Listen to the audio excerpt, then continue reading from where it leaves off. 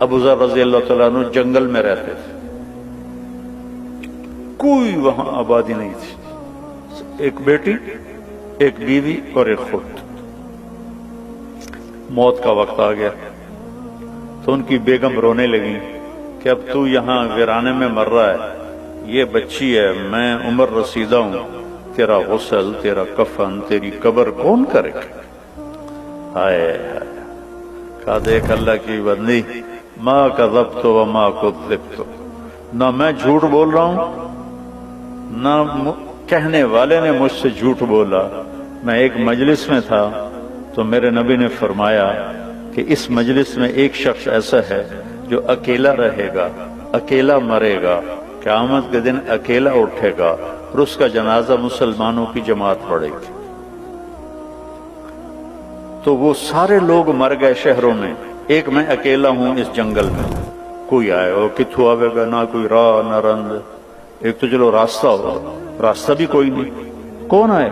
حج بھی ختم ہو گیا ہے، حج کے لیے قافلے شارٹ کٹ وہاں سے لے لیتے تھے ربضہ سے۔ انہوں نے کہا مجھے یہ نہیں پتا، یہ ہوگا اللہ کی بندی کے کہنے والا سچا ہے۔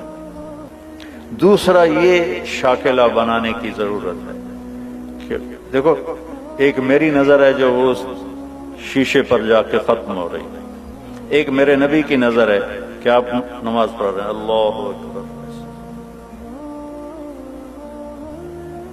چلنا شروع ہو،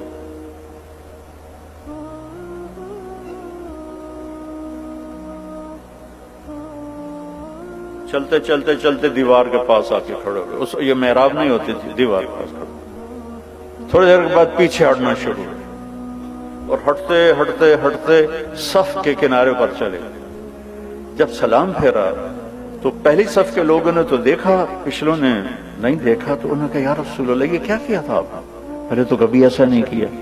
تو آپ نے فرمایا جب میں نے اللہ اکبر کی تو اللہ نے میرے سامنے جنت کو کھول دیا۔ جنت کہاں؟ ساتویں آسمان پر، ساتویں آسمان پر جنت۔ اللہ نے میرے سامنے جنت کھولی، میں نے انگور کے گچھے لٹکے ہوئے دیکھے تو میں ان کے لیے بڑھتا بڑھتا بڑھتا دیوار تک چلا گیا۔ کہ پھر آپ پیچھے کیوں ہٹے؟ کہ پھر اللہ مجھے جہنم کی شعلے دکھائے، تو ان سے ڈر کر میں ہٹتا ہٹتا ہٹتا ہٹتا پیچھے چلا گیا۔ جس کی نظر اتنی طاقتور، یہ تو بڑی معمولی چیز ہے، جنت دیکھ لی، دوزخ دیکھ لی، رب کو دیکھ لیا۔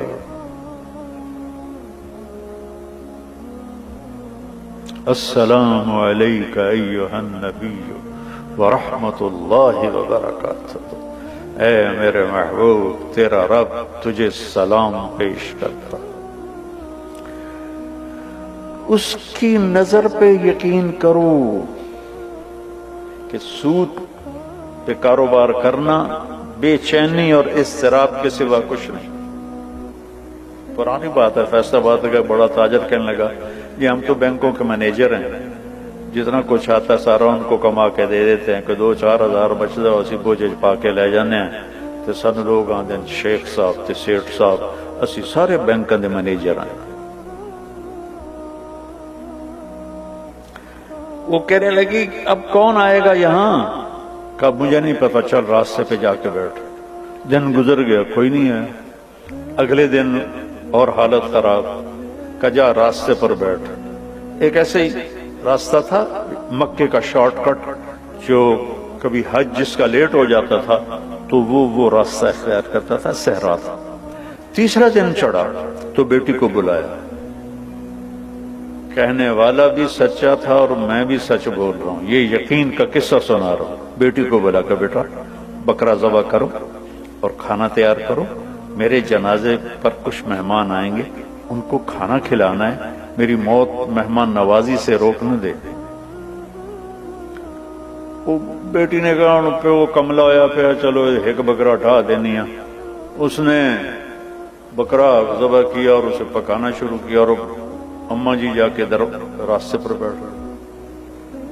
تیسرا دن تھا یہ، اور ادھر سکرات جاری ہو چکے تھے، تو ان کی بیگم کو دور سے غبار اڑتا دکھائی دی، تو انہوں نے اپنا دوپٹہ یوں لہرایا ایسے ایسے کر، تو کسی ایک کی نظر پڑ گئی تو سارے وہ ادھر پڑ گئے۔ تو 20 آدمی تھے اونٹنیوں پہ سوار. تو یہ کہتی ہیں ایک مسلمان مر رہا ہے، اس کا جنازہ پڑھو گے؟ تو وہ کہنے لگے کون ہے؟ کہا ابو ذر. تو سارے رونے لگے دھاڑ دھاڑ کر کے کہ ہمارے ماں باپ ابو ذر پہ قربان، اس کا جنازہ پڑھنا تو ہماری بخشش ہے. یہ کون لوگ تھے؟ یہ عبداللہ ابن مسعود رضی اللہ عنہ تھے، اپنے 19 ساتھیوں کے ساتھ مکہ تشریف لے جا رہے تھے اور شارٹ کٹ انہوں نے لے لیا. جب وہ آئے تو ان کو دیکھ کے کہنے لگے آ گئے ہو؟ میں نے تو پتا ہی تسی آ ہی جانا.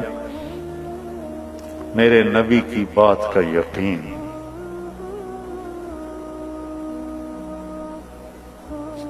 کہنے کہ دیکھو مجھے کفن وہ دے اور میرا جنازہ وہ پڑھے جس نے حکومت کی نوکری نہ کی ہو.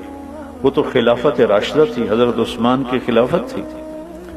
خلافت راشدہ کے وہ ازہد الصحابہ ہیں، سب سے بڑے زاہد صحابی ابو ذر غفاری. تو ایک انصاری نوجوان نے کہا کہ میں نے نہ کبھی حکومت کی نوکری کی ہے اور نہ ہی ان سے کوئی فائدہ لیا ہے، اور یہ میرا احرام ہے، میری ماں نے ہاتھوں سے اسے کاٹ کے بنایا ہے. انہوں نے کہا تو مجھے یہ کفن پہنائے گا اور تو ہی میرا جنازہ پڑھے گا. عبداللہ بن مسعود موجود، انہوں نے کہا نہیں تو میرا جنازہ پڑھائے گا. تو جب وہ تدفین ہو گئی تو ان کی بیٹی نے کہا یا عم ہلم الی الطعام، چچا ہلم الی الغداء، کھانا تیار ہے تشریف لائیں. وہ کہنے لگے کھانا کیسے اتنی جلدی کیسے تیار کر لیا؟ وہ کہنے لگے نہیں صبح سے ہی ابا نے کہا تھا کہ آج مہمان آئیں گے تو ان کے لیے کھانا تیار رکھنا ہے. تو حضرت عبداللہ بن مسعود رونے لگے، کہنے لگے واہ ابو ذر تو نے مر کے بھی سخاوت نہ چھوڑ. تو سخی تھا زندہ بھی اور سخی رہا مر کے بھی. تو دوسری چیز جس کی ضرب لگانے کی ضرورت ہے کہ میرے نبی کے وعدے سچے وعدے، کہ جو وہ دیکھ سکتے ہیں جو ہم نہیں دیکھ سکتے. ایک جب آپ سفر میں تھے، ہجرت کے سفر میں، تو سراقہ بن مالک آپ کے پیچھے پہنچ گیا. تو بکر صدیق نے کہا یا رسول اللہ یہ تو جان لیتا ہے ہماری. تو آپ نے کہا اللہم اکفنا شرہ بما شئت، یا اللہ ہماری جان چھڑا اس سے. تو اس کو گھوڑا زمین میں دھنس گیا. کہنے لگا محمد میری توبہ، آئندہ نہیں کروں گا، میرے لیے دعا کر دو. آپ نے دعا کی، گھوڑا باہر نکلا، اس نے پھر گھوڑا بات تھا. یہ لالچی تو لے جاتا ہے، اے کاروبار بھی کر لو، اے بھی کر لو. ایک بینک والے تو بڑا بیوقوف بنے گا، یہ بڑا اچھا پلان آپ کو دے رہے ہیں، یہ بہت اچھا پلان آپ کو دے رہے ہیں، آپ اس میں یہ کر لیں، آپ اس میں یہ کر لیں. تسی کملے بن کے لگے رہندے، اخیر موت آ کے لے جاندی. پچھلا پتہ نہیں کہندے مقدر چ ہوندا. تو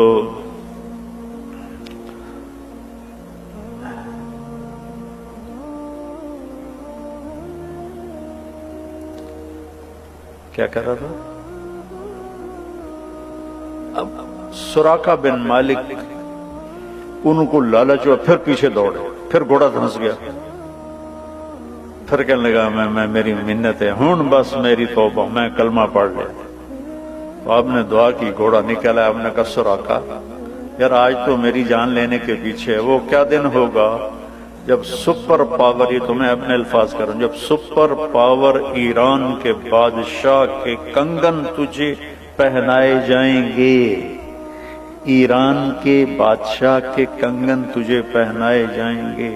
یہ کب کہہ رہے ہیں؟ جب مکے والوں کے خوف سے مکہ چھوڑا ہے اور مدینے جا رہے ہیں، اور چھپ کے جا رہے ہیں، راستہ بدل کے جا رہے ہیں، اور دنیا کی سب سے بڑی پاور کے بارے میں کہہ رہے ہیں کہ تجھے کنگن پہنائے جائیں گے.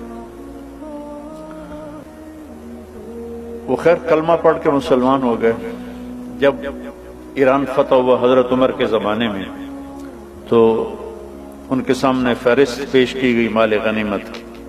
تو انہوں نے پڑھا تو اس میں کہنے لگے اس میں 2 کنگن کا ذکر نہیں ہے، کسرا کے کنگن. انہوں نے کہا جی ہے ہی کوئی نہیں تو ہم نے لکھا ہی کوئی نہیں. کہنے لگے یہ تو ہو نہیں سکتا.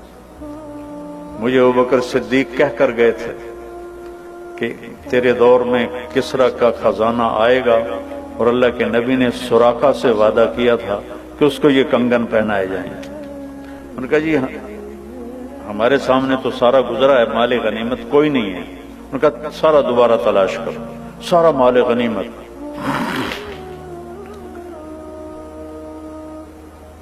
اس کا ایک قالین تھا جو 1 ایکڑ میں کے برابر تھا، 1 ایکڑ کی چوڑائی میں تھا اور لمبائی میں، ایسے پورا کا، اور اس پہ پورے ایران کا نقشہ تھا۔ اس میں گورنروں کو بٹھاتا تھا، پھر رقص اور شراب کی محفل ہوتی تھی، اور اس کو حضرت عمر نے کاٹ کے تقسیم کیا تو 1 بالشت ٹکڑا 1,00,000 دینار میں فروخت ہوا تھا۔ تو جب وہ دوبارہ ڈھونڈا گیا تو نکل آیا کنگنا، مگر سراقہ کا جی بیمار ہیں، کا لے کے آؤ۔ تو سراقہ کو 2 آدمی سہارا دے کر لائے، حضرت عمر اٹھے اور کو کنگن پہنایا۔ سراقہ آج میرے نبی کا وعدہ پورا ہو۔ تو دوسری جو ہماری بنیاد ہے وہ یہ ہے کہ میرے نبی کی بات حق اور سچ۔ میرا نبی کہتا ہے سود مٹا دیتا ہے اور صدقہ زندہ کر دیتا ہے، جب میرا نبی کہہ رہا ہے۔ لیکن چونکہ وہ میں نے پہلے جو قصہ سنایا اتوں آؤ، تو ہم نہ اللہ کو سمجھتے ہیں نہ اللہ کے نبی کو سمجھتے ہیں کہ کہنے والا کون ہے۔ جبھی تو اس کی قدر آئے گی جب اس کہنے والے کی قدر ہو۔ تو چونکہ کہنے والوں کی عظمت نہ پڑھی نہ سنی نہ کبھی جستجو کی، ساری سوچ کی طاقت ہے کہ مال کیسے بڑھے، پیسہ کیسے بڑھے، پیسہ بڑھاؤ، اللہ نے روکا تو کوئی نہیں، لیکن رزق کے حلال سے کماؤ۔ عبد الرحمن بن عوف آپ سب کو جیب میں ڈال، یہ جتنے بڑے بڑے بینک ہیں نا، یہ سب ان کی جیب میں آ جائیں، اتنا ترکہ چھوڑ۔ ان کی بیویوں میں جو ترکہ تقسیم و 4 بیویاں تھیں، آج سونے کی قیمت کے لحاظ سے 2 ارب ایک بیوی کو صدقہ وہ وراثت ملتی تھی۔ 1000 گھوڑے، 10,000 بکریاں، 1000 اونٹ، اور سونے کی ٹائلیں، اینٹیں، جن کو اولاد میں وراثتاً تقسیم کرتے ہوئے آریاں ٹوٹ گئیں، آریاں ٹوٹ گئیں، آریاں۔ آپ کہتے ہیں کاغذ کے نوٹ، ان کو ہم نے نقدی سمجھا ہوا ہے، ان کو مال سمجھا ہوا ہے، کاغذ کے نوٹوں کو۔ یہ یہودیوں نے ہمیں کتنا بیوقوف بنایا، سانو کاغذ بھی لے لے کے کارڈ دے دیتے ہیں، لو بھائی کارڈ پھیری جاؤ، تو یہ کاغذ بھی سانو واپس کرتے۔ ہم تو بیوقوف بنے ہوئے ان کے پیچھے چل رہے ہیں۔ ہم خود تراشتے ہیں منازل کے سنگ میل، ہم وہ نہیں ہیں جن کو زمانہ بنا گیا۔ ہماری تو اپنی راہیں تھیں، اپنے راستے تھے، جو لوٹ آئیں تو کچھ کہنا نہیں، جنہیں راستوں میں خبر ہوئی کہ یہ راستہ کوئی اور تھا۔ ہم تو کسی اور راستے کی طرف نکل گئے، کسی اور راہوں پر چل پڑے۔ تو میرے نبی کی بات کا یقین۔